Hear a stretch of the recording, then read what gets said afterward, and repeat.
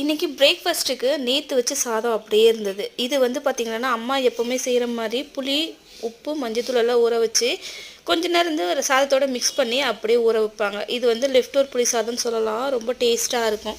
சரி அதுதான் செய்யலான்னு செஞ்சிட்ருக்கேன். பையனுக்கு இது பிடிக்காது. சரி தோசை ஊற்றலான்னாலும் 2 கரண்டி மாவு தான் இருந்தது.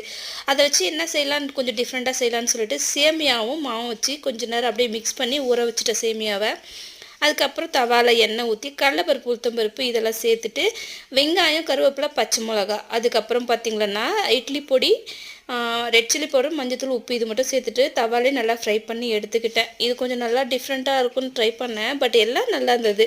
டேஸ்ட்டு சூப்பராகவே இருந்தது. ஆனால் பார்த்திங்கன்னா வரட்டி மாதிரி வந்தது. வரட்டி மாதிரினா புட்டு சாப்பிடும்போது கொஞ்சம் டைட்டாக இருந்த மாதிரி இருந்தது. என்ன மிஸ்டேக் பண்ணான்னு தெரில. ஆனால் சேமியாவோட ஃப்ளேவர் எல்லாம் சூப்பராக இருந்தது இதில். ஸோ இதில் என்ன மிஸ்டேக் பண்ணன்றதை கண்டிப்பாக கீழே கமெண்ட் பண்ணுங்கள். இந்த புளி சாதத்துக்கு பார்த்திங்கன்னா எண்ணெய், கடுகு, சீரகம், பெருங்காயம் இதெல்லாம் சேர்த்து வெங்காயம், பச்சை மிளகா, கருவேப்பிலை இது எல்லாத்தையும் சேர்த்து நல்லா ஃப்ரை பண்ணிவிட்டு நம்ம ஆல்ரெடி மிக்ஸ் பண்ணி வச்சுக்கிற புளியும் சாதமும் இதை வந்து நல்லா வந்து கடாயில் போட்டு ரோஸ்டர் பண்ணணும். நான் வந்து ஃப்ரிட்ஜில் வச்சுருந்தேன், சாதம் கெட்டு போயிடும் அப்படின்றதுனால. அதனால் அந்த சில்னஸ் எல்லாம் போகணும். அதே மாதிரி ரைஸ் நல்லா ரோஸ்டர் ஆகி வந்தால் தான் இந்த டேஸ்ட் நல்லாயிருக்கும். ஸோ இன்றைக்கி இப்படி தான் பிரேக்ஃபாஸ்ட் பண்ணேன். இந்த வரட்டியும்